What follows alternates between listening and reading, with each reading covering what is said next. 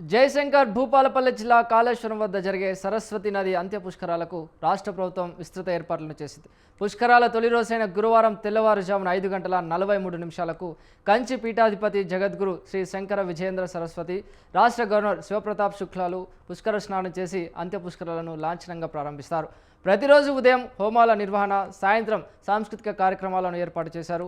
Rescue బృందాలతో పాటు ప్రత్యేక శిక్షణ పొందిన 100 మంది గజ ఈతగాళ్లను సరస్వతి ఘాట్ నది ప్రాంతంలోని నియమించారు.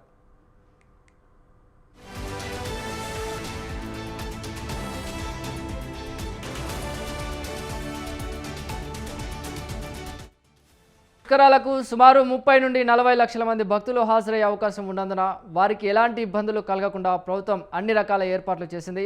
గత సంవత్సరం జరిగిన సరస్వతి ఆది పుష్కరాల సందర్భంగా జరిగిన అనుభవాలను దృష్టిలో ఉంచుకొని ఈ అంత్య పుష్కరాలకు ఏ విధమైన ఇబ్బందులు తలెత్తకుండా అధికార యంత్రాంగం పకడ్బందీ చర్యలను చేపట్టింది. ఈ పుష్కరాల పనుల కోసం ప్రభుత్వం 30,60,00,000 నిధులు కేటాయించింది.